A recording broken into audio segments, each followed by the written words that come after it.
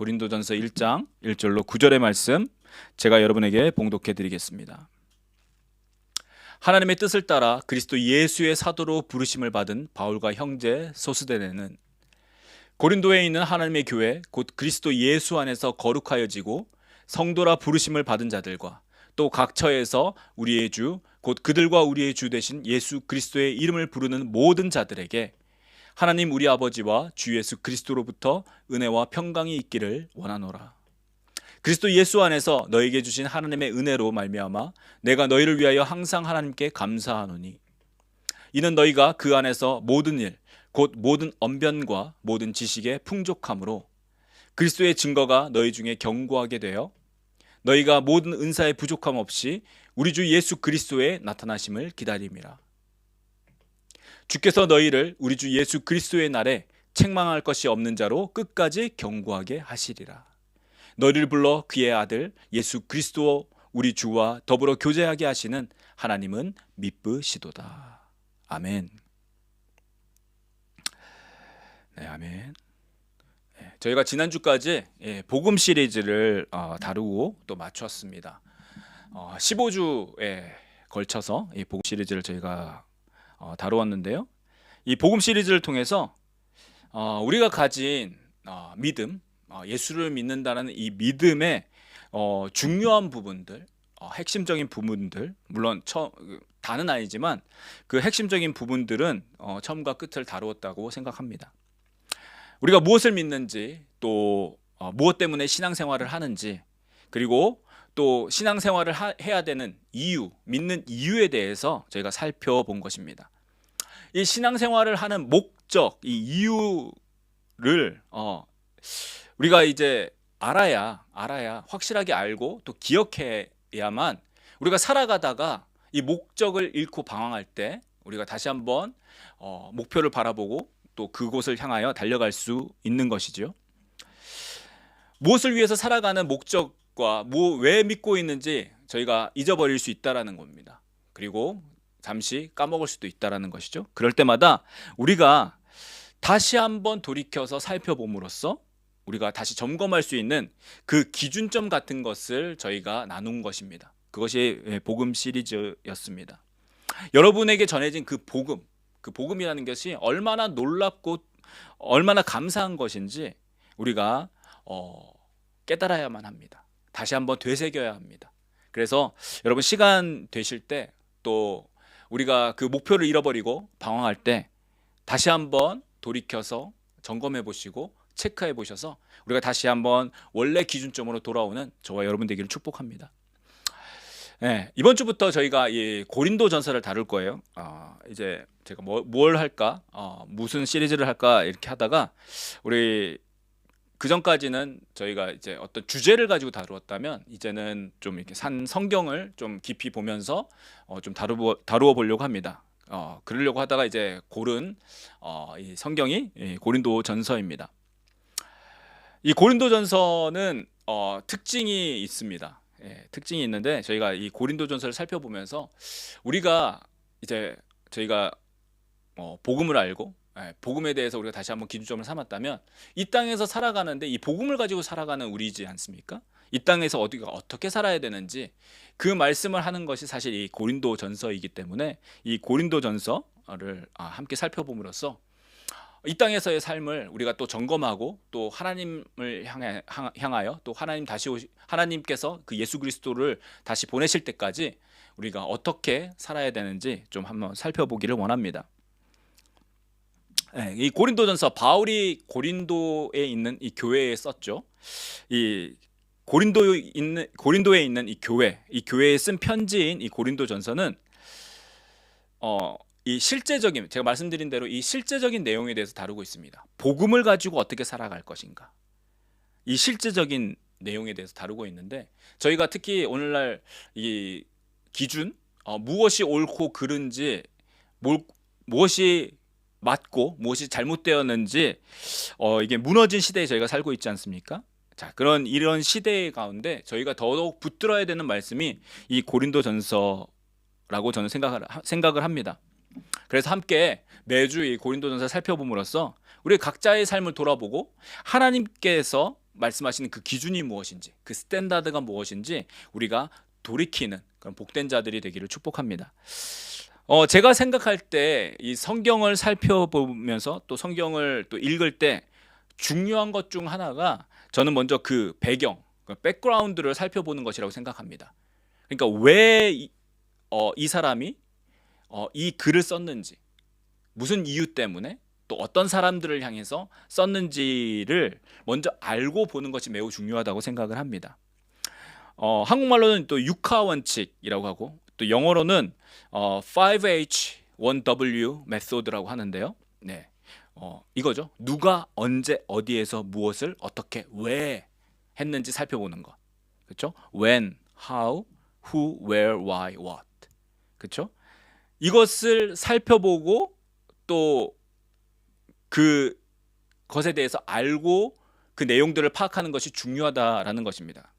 우리가 이것을 놓치면 성경도 이 성경을 왜 썼는지 잃어버릴 수 있다라는 거죠. 네, 이 성경의 목적을 쉽게 다른 것으로 착각할 수 있다라는 얘기입니다. 그래서 어떠한 상황 가운데서 이 저자, 이 라이터가 이 내용을 썼는지, 그리고 또 어떠한 상황 가운데 있는 사람들에게, 그 리시펀트죠, 그 사람들에게 어떤 이유로 이 글을 썼는지를 우리가 알고 또 글들을 보면 우리가 이 글들을 아는 더욱더 깊이가 생길 수 있다라는 겁니다. 성경도 마찬가지라는 것이죠. 특별히 우리가 가지고 있는 이 성경, 신약 성경은 약 2000년이 되었고 또 구약은 3000년 이상이 된 그 시간의 갭이라는 게 있어요. 네. 그리고 장소의 갭이라는 게 있습니다. 네. 이스라엘이라는 이 특정 장소에서 쓴, 또 그 당시의 문화 가운데서 쓴, 또 시간의 갭 가운데 쓴 이 글들이 우리에게 다가오려면 그 글들에 대해서 우리가 그 배경, 백그라운드를 알고 보는 것이 정말 중요하다라는 것이죠. 그래서 이 고린도전서의 내용을 살펴보기 전에 먼저 그 배경들을 한번 보려고 합니다. 아까도 말씀드린 대로 이 고린도전서는 고린도라는 지역에, 고린도에 있는 그 지역의 교회들에게 사도 바울이 보낸 편지입니다. 편지. 그러니까 편지의 구성대로 되어 있어요. 편지는 우리가 쓸 때, 요즘은 사실 이게 편지를 잘 안 쓰는데요. 뭐 이메일이나 쓰고 뭐 전화를 직접 걸죠. 자, 편지는 맨 처음에 그 편지의 구성에 요소들이 있습니다. 그러니까 맨 처음에 인사를 하고 안부를 묻고 그다음에 내용을 쓰고 마지막에 또 여러 가지 또 할 일들과 그런 인사를 하면서 끝내는 게 사실 편지의 형식들이죠. 이 바울의 편지인 이 고린도전서도 다 같은 어떤 그런 구성을 담고 있습니다.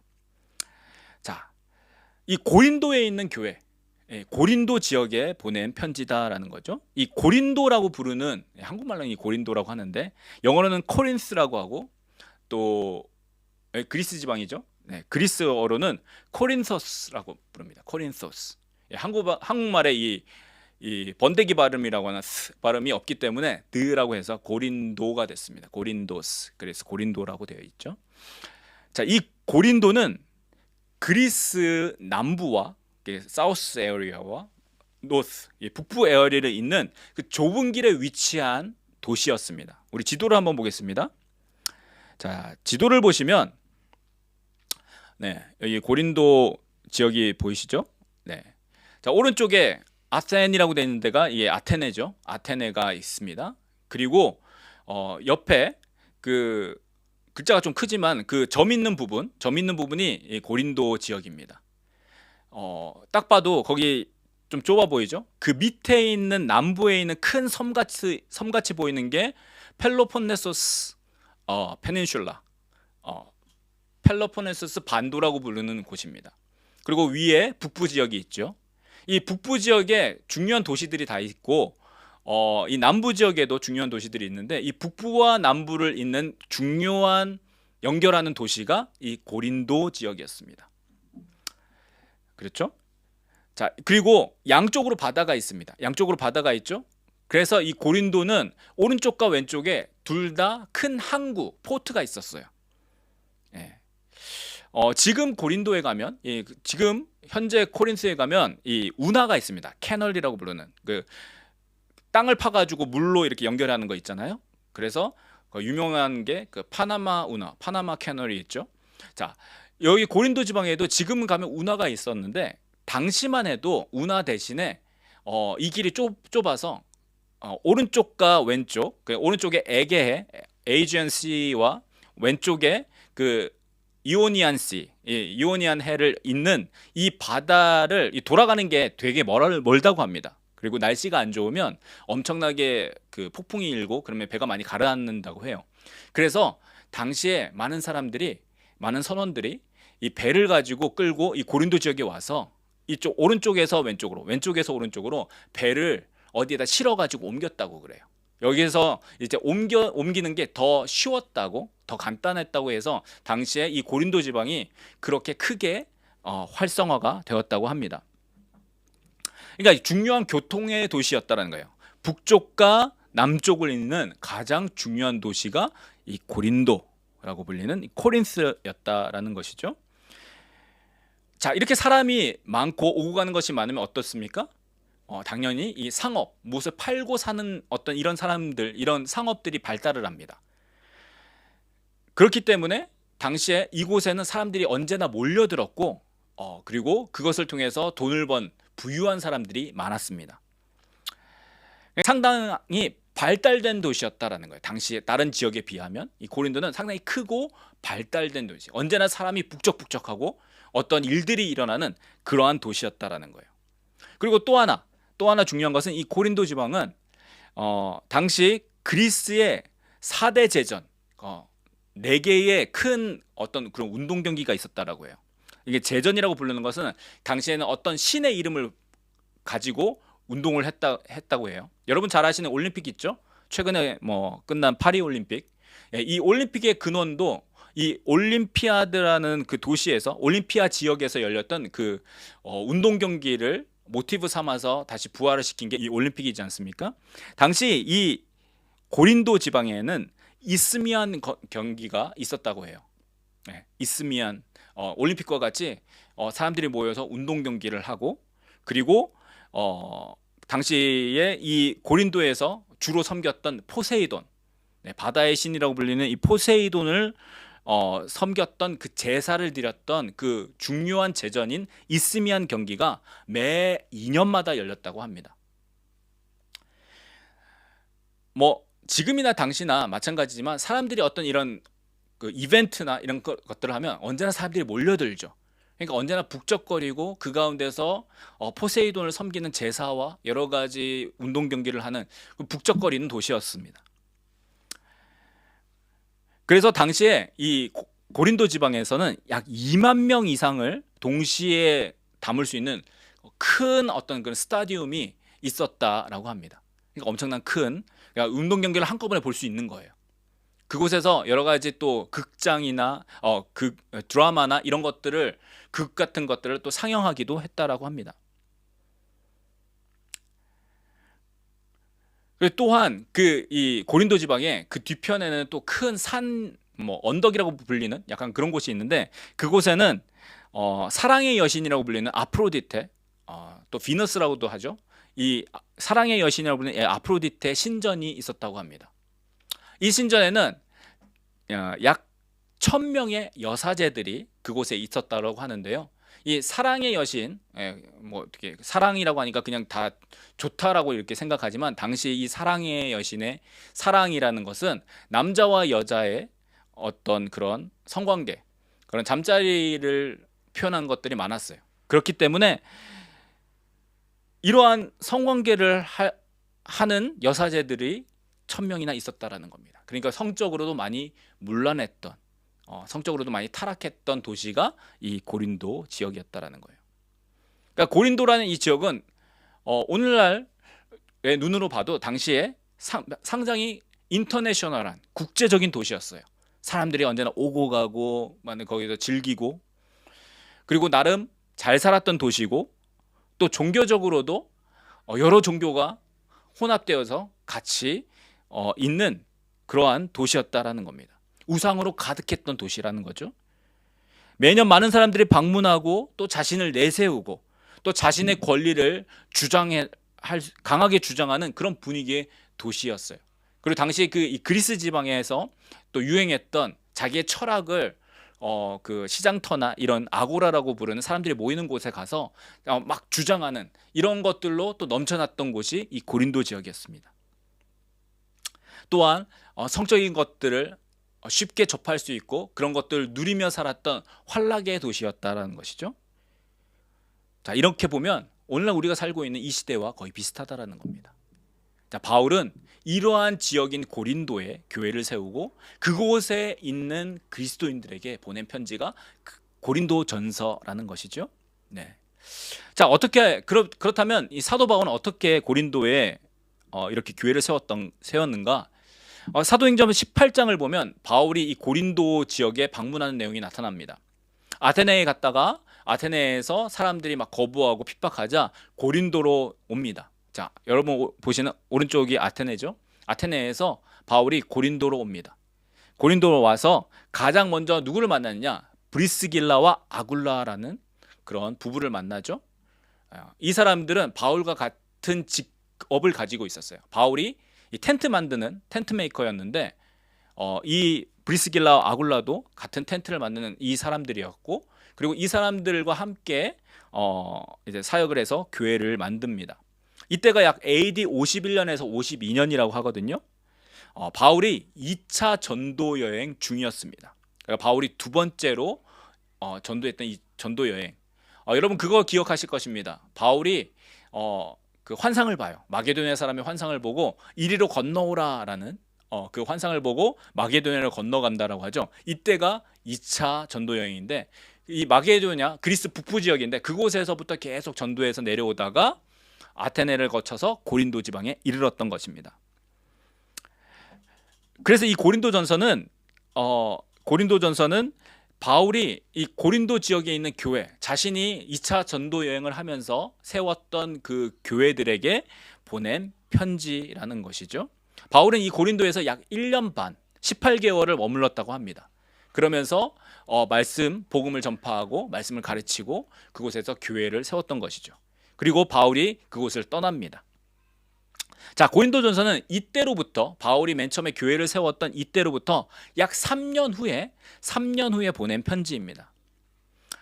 약 AD 55년쯤에 썼다라고 생각되어지는데요. 자, 이 고린도전서는 바울이 에베소에 머물면서 보낸 편지라고 생각되어집니다.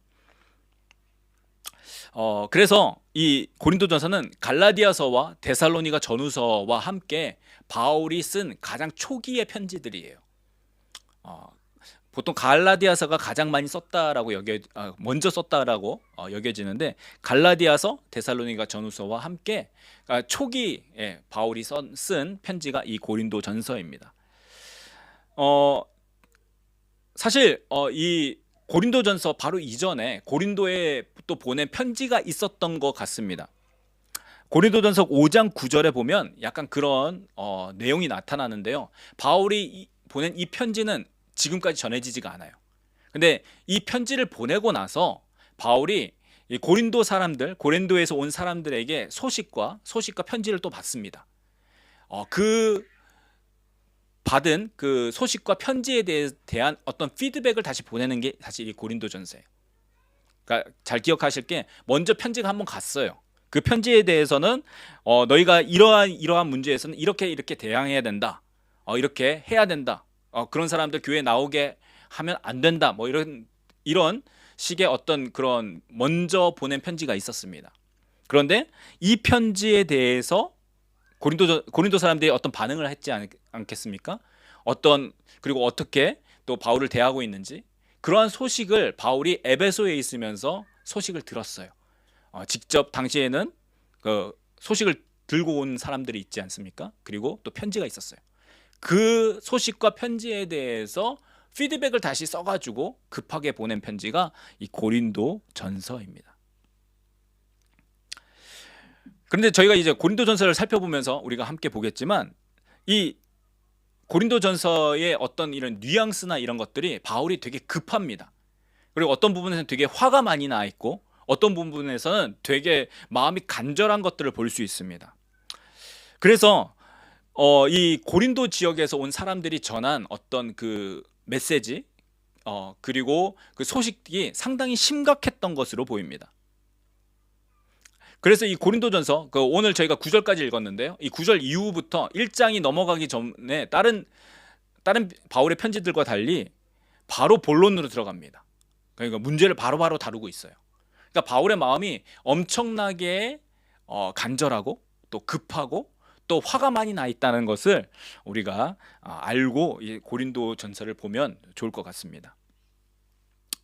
자, 이렇게 이 고린도전서의 배경을 살펴본 것 같이 이 고린도전서는 오늘 우리 모두가 살고 있는 이 시대와 똑같은 분위기의 시대를 살았던 그 고린도 지방의 교회들에게 보낸 편지라는 것을 알 수 있어요.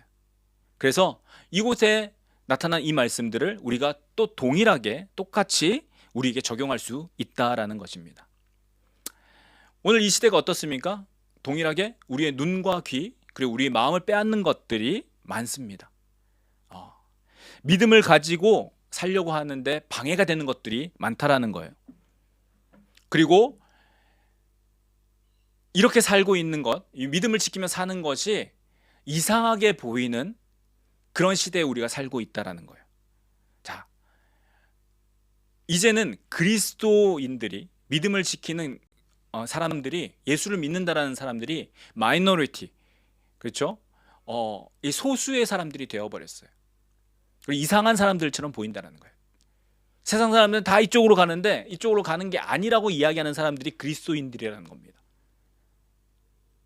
99%가 이쪽으로 가는데 아니라고 말하는 사람들이 그리스도인이라는 거예요. 자, 오늘날 그리스도인들은 당시 고린도 지역에 살았던 그 그리스도인들과 동일한 환경 가운데서 자신의 믿음을 지켜야만 한다라는 것입니다. 자, 이러한 백그라운드를 우리가 알고 이 고린도전서를 함께 살펴보며 이 믿음을 지키는 기준이 무엇인지 또 그 기준을 다시 알아보고 또 다시 세우면서 세상을 따라가지 않고 그리스도를 따르는 정말 주님께서 인정하시는 주님의 백성, 주님의 사람들이 되시기를 축복합니다. 자, 우리 1절부터 3절까지의 말씀 다시 한번 보도록 하겠습니다. 1절부터 3절입니다.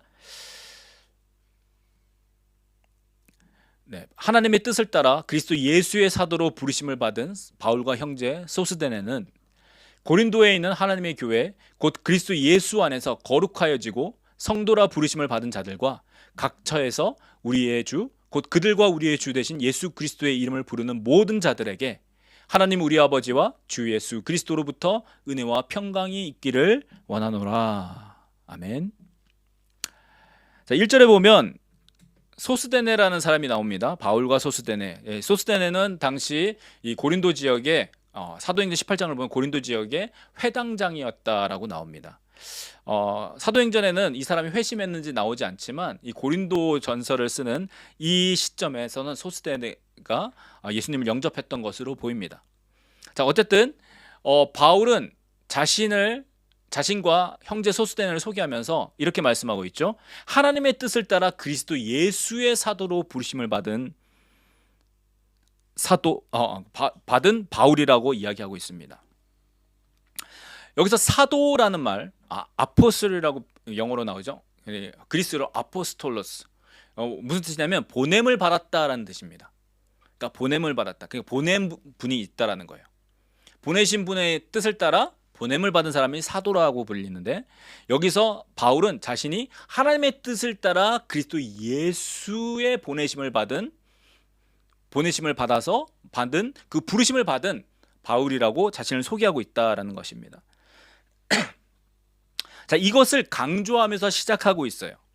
왜냐하면 앞으로 살펴보겠지만 당시 이 고린도 지방에는 바울이 가지고 있었던 권위에 대해서 의심하는 사람들이 있었어요. 저가 무슨 사도냐라고 의심하는 사람들이 있었다라는 겁니다. 그리고 바울을 따르지 않고 바울 말고 나는 베드로, 나는 바울, 아니 나는 예수 그리스도를 따르는 사람이야 라고 바울을 무시하는 사람들이 있었다라는 거예요. 자, 그래서 바울은 자신이 이 고린도 교회에 편지를 보내면서 어떻게 보면 고린도 교회의 파운더, 고린도 교회를 세운 사람이 바울이지 않습니까? 그러니까 바울이 자신을 고린도 교회에 다시 한번 소개하면서 나는 하나님의 뜻을 따라 보내심을 받은 자다라고 자신의 권위에 대해서 다시 한번 강조하고 있는 것을 우리가 볼 수 있습니다. 자, 바울이 자신의 권위를 이렇게 나타냈던 이유는 내가 이런 사람이야, 내가 뭐 하나님의 뜻을 따라서 예수 그리스도께서 보낸 사람이야, 이런 것을 꼭 뭐 자랑하려고 했다기보다는 그만큼 당시 고린도 교회에서 바울을 인정하지 않았다라는 겁니다. 바울의 말을 그래서 왜 그 사람을 인정하지 않으면 사실 그 사람의 말을 잘 듣지 않거든요. 그 사람이 하나님께로부터 온 말씀을 전하는지 별 관심이 없습니다. 그래서 바울은 자신이 하나님의 뜻을 따라 보냄을 받았다라고 그렇게 선언하면서 이 편지를 시작하고 있는 거예요. 그러니까 이 고린도 교회가 얼마나 문제가 많았는지 우리가 이렇게 바울의 이 첫 마디부터 알 수 있는 겁니다. 그러니까 바울이 자신이 자랑할 것을 보통 다른 성경에서는 잘 하지 않는데 여기에서는 바로 하나님의 뜻을 따라 예수 그리스도의 사도로 부르심을 받은 나 바울이라고 강조하고 있다는 것이죠. 자, 이렇게 편지를 시작하고 있는 것을 볼 수 있습니다. 자, 그러면서 2절에 이 편지를 받는 수신자, 리스펀트에 대해서 이야기하고 있습니다. 2절에 보면 고린도에 있는 하나님의 교회, 곧 그리스도 예수 안에서 거룩하여지고 성도라 부르심을 받은 자들과 또 각 처에서 우리의 주, 곧 그들과 우리의 주 대신 예수 그리스도의 이름을 부르는 모든 자들에게 편지를 쓴다라고 되어 있습니다. 뭐 되게 긴 것 같이 보이지만 그냥 간단히 보면 고린도에 있는 하나님의 교회에게 보낸 편지라는 거예요. 자, 우리가 보통 이렇게 계속해서 그냥 제가 말하는 것처럼 이 고린도 교회라고 하니까 또 오늘날 우리가 생각하는 무슨 교회 하는 것들 있죠. 또 건물이 있고 뭐 지붕에는 십자가 마크가 있고 사람들이 모이고 그곳에 가면 예배를 드리고, 자, 이렇게 생각하는 어떤 한 교회, 뭐 교회 건물 이런 것들을 우리가 보통 상상을 합니다.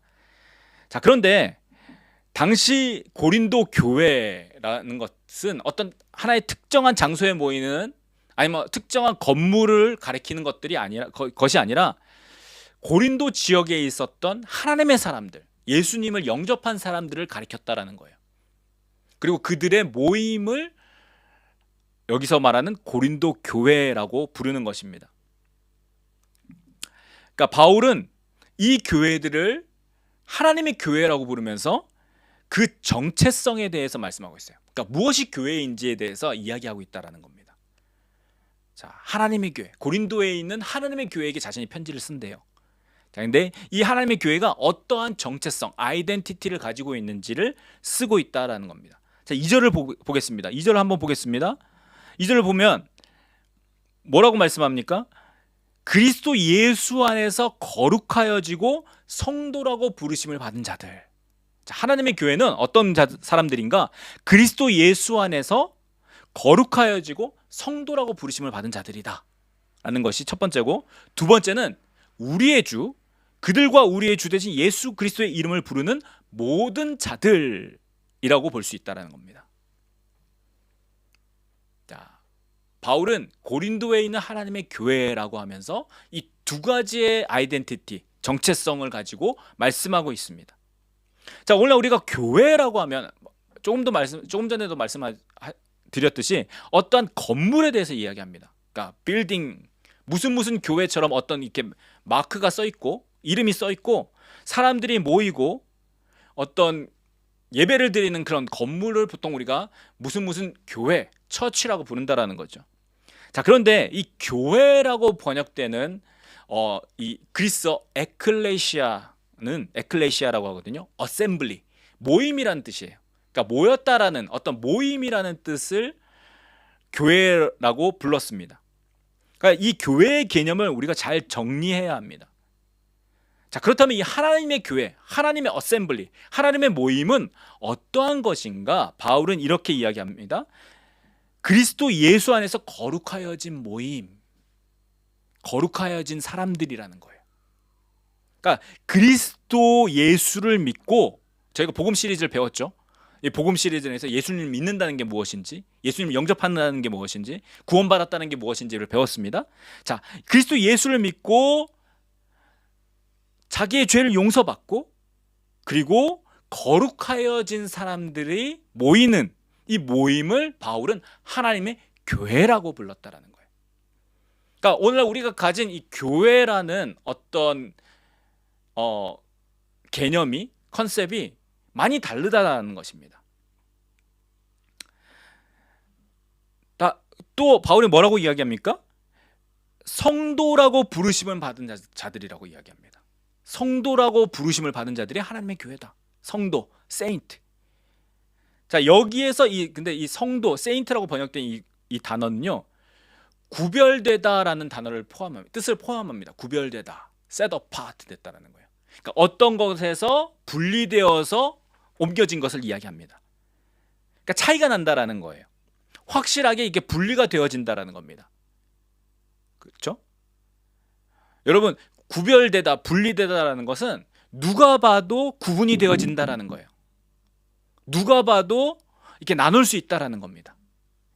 그러니까 여기서 성도라고 부르심을 받은 자들이라고 한 것은 구별된 자들이라는 거예요.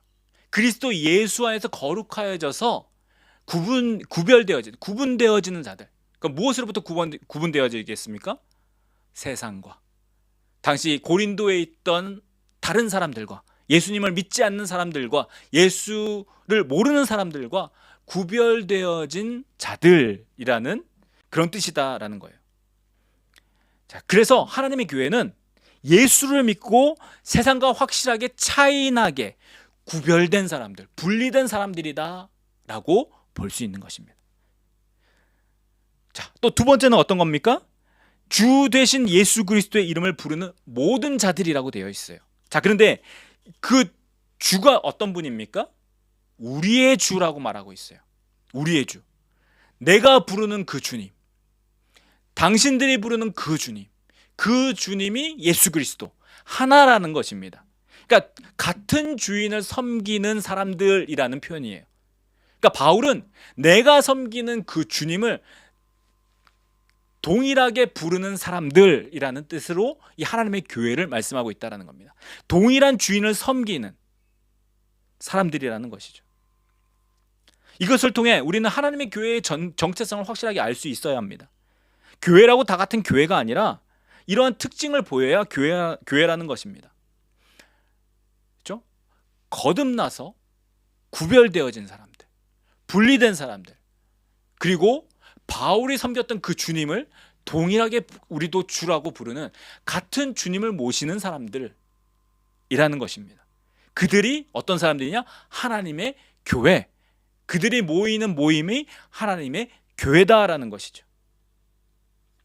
어떤 교회 건물이 있고, 어떤 이름이 있고, 예배가 있고, 성례 의식이 있고, 목사가 있고, 그러한 어떤 장소를, 내가 그러한 곳을 내가 주일마다 혹은 수요일, 토요일 이렇게 내가 다니고 있어서 내가 하나님의 교회에 속해 있다라는 것이 아니라, 바울이 말한 하나님의 교회에 속한 것은 그리스도 예수 안에서 내가 거룩하여져서, 그러니까 예수님을 믿고 거듭나서 세상과 구별되어져서, 세상과 분리되어서 확실하게 구분지어져서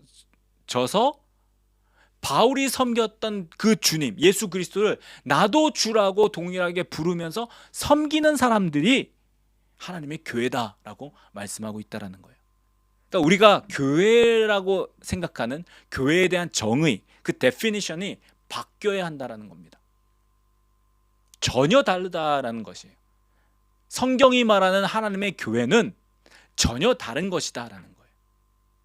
그러니까 사람들이 얼마나 많이 모였는지, 그곳에서 얼마나 크게, 우리가 생각하는 어떤 크게 화려하게 여러 가지 것들로 하나님을 예배한다라는 것, 그러한 것들이 꼭 있어야만 교회가 아니라, 여러분, 세상과 구분되어지는 사람들이, 구분되어지려면 어떻게 되어야 되겠습니까? 거룩해져야 돼요. 이 거룩은 어떻게 이루어집니까? 예수 그리스도를 믿음으로 죄 용서를 받아야, 그러니까 거듭나야 거룩해지는 거죠. 그렇죠? 예수님을 만난 사람들, 거룩해진 사람들, 세상과 분리된 사람들, 구별되어진 사람들이 2000년 전에 바울이 불렀던 그 예수 그리스도, 그 바울이 섬겼던 그 주님을 지금 오늘도 동일한 주님으로 모시고 부르는 사람들, 그렇게 섬기는 사람들이 하나님의 교회다라는 것입니다. 우리 교회에 대한 생각이 바뀌어야 한다는 거예요. 이렇게 교회에 대한 정의, 데피니션을 알고 있으면 그 기준에 따라서 자기 자신이, 그리고 우리가 지금 예배드리는 이 모임이 하나님의 교회인가 아닌가를 점검할 수 있겠죠. 내가 하나님 앞에 거듭났는가? 내가 하나님 앞에서 거룩해졌는가? 나는 세상과 구별된, 분리된 사람인가? 확실하게 차이가 나는 사람인가? 여러분, 오늘날 우리가 그리스도인이라고 부르면서 세상에 있는데 똑같아요. 이 사람이 그리스도인인지 아무도 모릅니다. 성경은 그리스도인이라면 반드시 분리가 되고 구별되어진다라고 얘기해요. 물론 우리가 내가 그리스도인이냐 말하고 다니지는 않겠지만, 그래도 세상 사람들이 보는 것과 하는 것과 반드시 구별되어지는 것들이 있다라는 거예요. 여러분, 밥 먹을 때 기도하는 거 말고요. 여러분이 무슨 그 십자가 목걸이 하고 다니는 거, 그런 거 말고요. 여러분의 마음 가운데, 여러분의 행동 가운데 세상 사람들과 분리되어서 여러분을 이끌고 가는 그 분리됨, 구별됨이 있느냐라는 거예요. 역시 우리가 주님이라고 부르는 그 주님이, 우리가 주님이라고 부르는 그 예수 그리스도가 바울이 증거하고 자신이 섬겼던, 그 바울이 2000년 전에 섬겼던 그 예수 그리스도인지, 동일하신 분인지, 아니면 내가 만들어낸 예수 그리스도인지 우리가 점검하고 돌이켜 볼 필요가 있다라는 겁니다. 그것이 교회가 하나님의 교회인지 아니면 다른 교회인지, 그렇게 구분지을 수 있다라는 것입니다. 세상에 많은 모임들이 있어요. 많은 에클레시아들이 있습니다. 많은 교회들이 있다라는 거예요. 자, 그런데 하나님의 모임, 하나님의 교회는 예수를 믿고 구별된 사람들입니다. 바울과 동일한 주를 모시고 그 주를 예수 그리스도라고 고백하고 섬기는 사람들이라는 거예요. 그러하기 때문에 여러분, 같은 예수님을 섬기는 사람들, 동일한 그리스도인들은 처음 만나도 친근하기도 하고 어떤 연결된 느낌을 받는 거예요. 당신이 섬기는 그 예수 그리스도, 나도 주로 섬긴다라는 거예요. 우리가 성경을 보면서 바울이 느꼈던 감정을 우리가 동일하게 느끼는 이유가 무엇입니까? 바울이 주로 불렀던 그 예수 그리스도를 나도 주라고 부르기 때문이라는 거예요. 2000년이라는 약간 시간의 갭이 있지만 그 예수 그리스도가 오늘도 우리에게 말씀하시고, 그 예수 그리스도가 오늘도 내게 역사하시는 그 주님이시라는 걸 나도 동일하게 고백하고 있기 때문에 우리가 성경을 볼 때 바울이 친근하게 느껴진다라는 거예요. 릴레이트 되게 보여지게 된다라는 겁니다. 성경 속의 인물들이, 성경 속의 하나님의 사람들이 살아서 움직이는 것처럼 같이 보인다라는 것이죠. 왜요? 우리도 동일한 예수 그리스도를 섬기고 있기 때문입니다. 이것에 대해서 앞으로 계속 나누겠지만, 바울은 예수 그리스도를 머리로 하는 몸된 교회라고 표현하고 있어요. 나중에 이제 12장, 이제 13장, 14장 가면 이제 은사에 대해서 설명하는데요.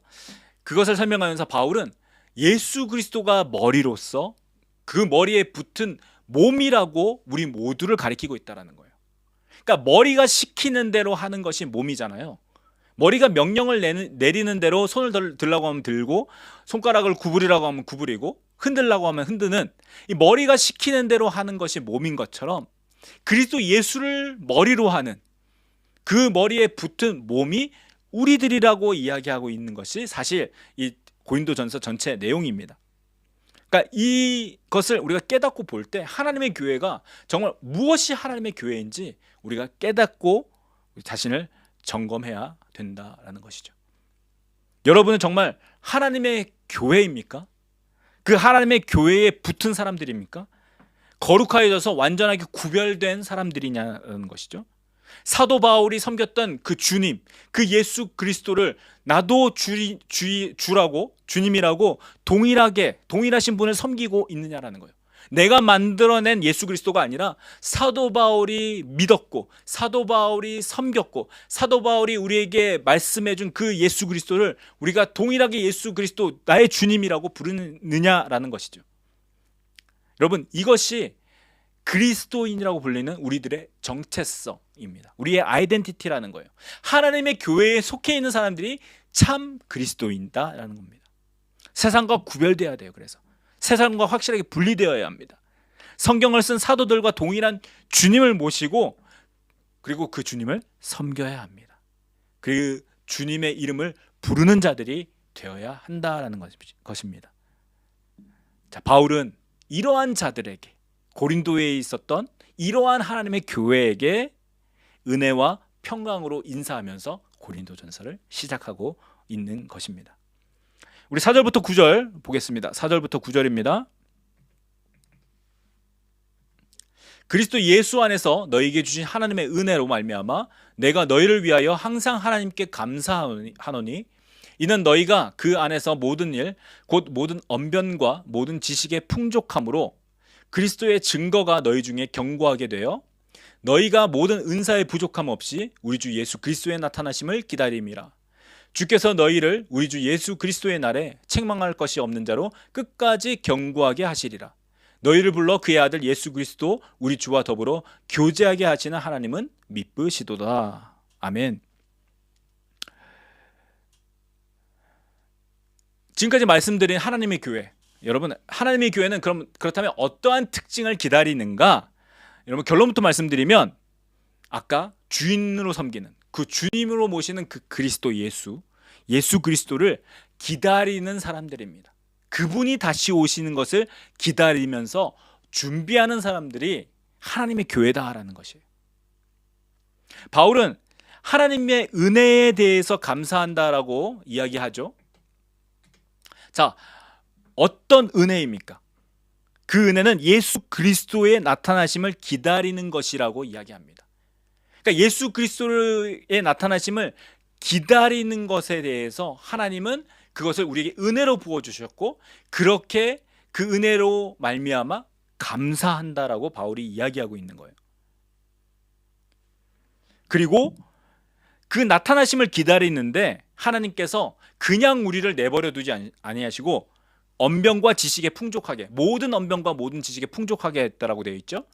자, 언변, 말과 모든 지식에 풍족, 그러니까 풍성, 흘러넘치게, 오버플로잉하게 하셔서 그리스도의 증거가 견고, 튼튼하게 되어져서 그 은사에도 부족함이 없게 만든 그 은혜가 감사하다라고 하는 겁니다.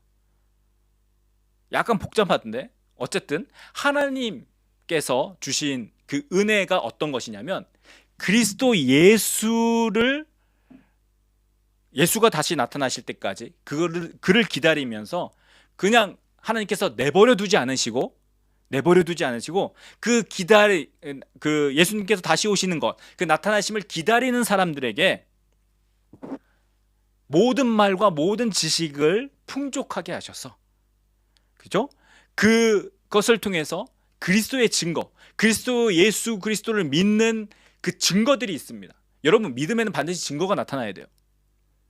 우리가 예수님을 믿는데 증거가 없어요. 그러면 그 믿음은 사실 잘 체크해 봐야 됩니다. 여러분, 우리가 기도하는 이유가 무엇입니까? 하나님께서 그 기도를 들으시고 응답하시기 때문이에요. 그게 증거입니다. 여러분의 믿음에 대한 증거가 반드시 나타나요. 왜? 그 믿음에 대한 대상, 하나님이 살아계시고 그 하나님께서 지금도 우리 가운데 역사하시기 때문입니다. 여러분, 만약에 기도하는데 그 기도가 안 이루어져요. 아니면 그 기도에 대한 반응이 없어요. 그럼 여러분이 하는 그 기도에 대해서 점검해 볼 필요가 있습니다. 그리고 그 기도에 대한 대상에 대해서도 점검해 볼 필요가 있다는 거예요. 우리의 기도는 막연하게 그냥 내가 기도를 열심히 하면, 내가 밥을 굶으면서 금식하면서 기도하면 어떤 하나님이라고 불리는 분이 감동해서 들어줄 거야 하는 것이 아니라는 거예요. 오늘 많은 그리스도인들이 착각을 합니다. 내가 기도를 열심히 하면 하나님께서 들어주실 거야. 물론 우리는 열심히 해야 됩니다. 기도를. 내가 기도를 밥을 굶어가면서 금식해서 기도하면 하나님께서 특별히 들어주실 거야. 내가 잠도 안 자고 철야를 해가면서 금식해서 기도를 하면 하나님께서 내 옆에 있는 사람들보다 나의 기도를 더욱더 특별하게 들어주실 거야. 여러분, 성경은 그렇게 이야기하고 있지 않습니다. 금식하는 의도가 틀렸어요. 그렇다면 우리가 금식 기도도 해야 되고 밤을 새워서 하는 철야 기도도 합니다. 해야 되겠죠. 그리고 열심히 기도를 해야 됩니다. 그런데 그렇게 하는 것이 기도의 응답을 받아내는 특별한 어떤 컨디션이 아니라는 거예요. 우리의 기도는요, 하나님께서 약속하신 것이기 때문에 기도하는 것입니다. 우리의 기도의 응답은 하나님의 약속을 믿기 때문에 하는 거예요. 내가 금식을 해서 기도의 응답을 받는 게 아니라는 거예요.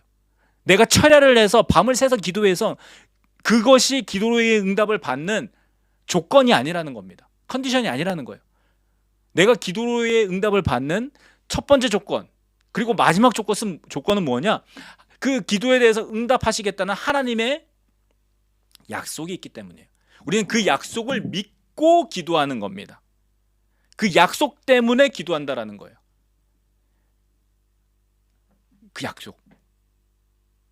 이것이 그리스도의 증거입니다. 우리의 가진 믿음에 대한 증거라는 거예요. 기도뿐만이 아니에요. 하나님께서 지켜주시겠다고 하는 그 약속을 믿기 때문에 우리가 안전을 보장받는 것, 이것이 우리가 예수 그리스도를 믿는 증거라는 겁니다. 여러분의 믿음에 대해서 증거를 가지고 계셔야 돼요. 그 증거가 우리의 믿음을 더욱더 강하게, 튼튼하게 만듭니다. 이 믿음이 자라가게 한다라는 거예요. 하나님께서 살아계시구나, 하나님께서 약속하신 그 말씀이 지금도 이루어지는구나 라고 우리가 만날 수 있어야 된다라는 겁니다. 이것이 하나님의 약속의 신실함이에요.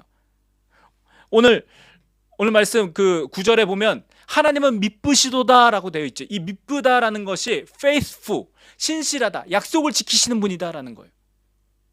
우리가 어떻게 하나님을 신뢰할 수 있습니까? 그 하신 말씀이 지금도 이루어진다라는 겁니다. 그 하신 말씀이 나의 삶 가운데 이루어지는 것을 내가 본다라는 거예요.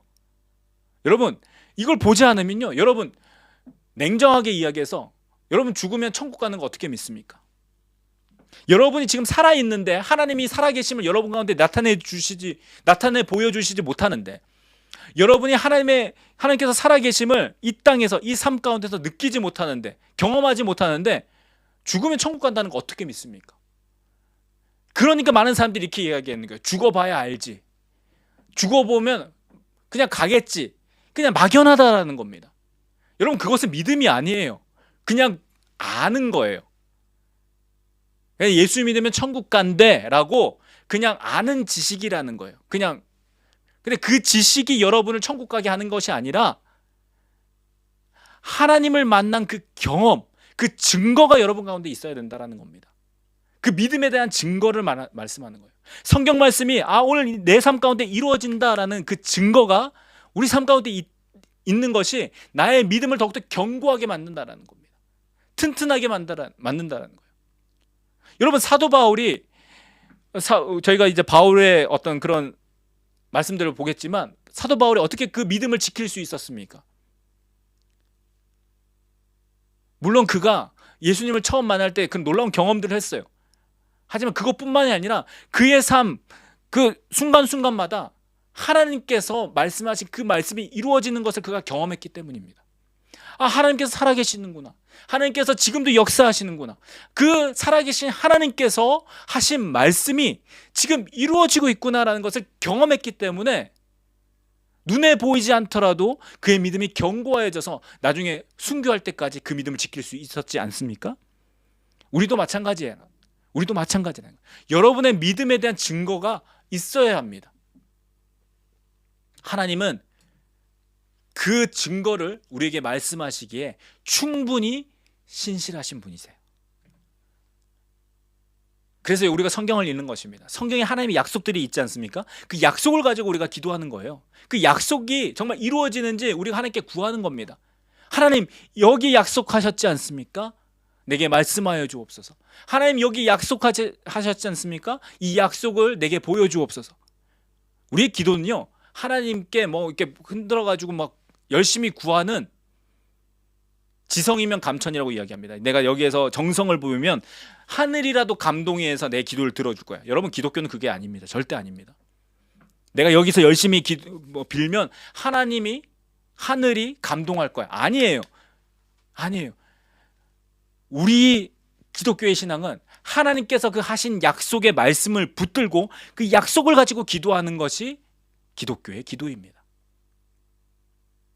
거기에 대해서 내가 열심을 내는 거고, 거기에 대해서 내가 금식하는 거고, 거기에 대해서 내가 철야하는 거예요. 내가 이것을 하기 때문에 특별히 하나님께서 들어주실 것이 아니라는 겁니다. 여러분, 약속을 믿으시기 바랍니다. 자, 어쨌든 이 약속으로 인해서 하나님께서 자신의 살아계심을 우리에게 보여주신다라는 겁니다. 그 약속을 붙드는 자들에게. 이것이 6절에서 말하는 그리스도의 증거입니다. 이 그리스도의 증거가 그래서 우리 가운데 너희 중에 견고하게 된다라고 말씀하고 있죠. 그래서 너희가 모든 은사에 부족함이 없이 우리 주 예수 그리스도의 나타나심을 기다림이라. 여기서 모든 은사에 부족함이 없다라고 되어 있죠. 여기서 은사, 나중에 이제 아까도 말씀드렸지, 이 은사를 이야기할 때 항상 바울은 머리 대신 그리스도에 붙어 있는 몸된 교회를 이야기한다고 말합니다. 그러니까 머리에 붙은 몸이라는 거예요. 근데 몸에 어떤 것들이 있죠? 손이 있습니다. 발이 있습니다. 손가락이 있죠. 눈, 코, 입이 있습니다. 뭐 속을 보면 간, 심장, 내장들이 있습니다. 그 각자가 자신의 일을 하는 것을 바울은 이 몸이라고 표현한 거예요. 그리고 그 각자의 일을 은사라고 이야기했던 것입니다. 그러니까 여기서 고린도전서 1장 7절에 너희가 모든 은사에 부족함이 없다라는 것은 너희가 머리 대신 그리스도에게 붙은 몸된 교회로서 그 교회 가운데 그리스도의 몸의 역할을 감당하는 은사들이 너희 가운데 있다라고 이야기하는 겁니다. 그러니까 어떤 사람은 눈의 역할을 하고, 어떤 사람들은 듣는 귀의 역할을 하고, 어떤 사람은 손의 역할을 하는 사람들이 함께 있다라는 것이에요. 근데 그것이 전혀 부족함이 없다라는 겁니다. 그리고 그러한 사람들이 예수 그리스도의 나타나심을 기다리는 것에 대해서, 그 은혜에 대해서 바울은 감사하고 있는 거예요. 이해가 되시죠?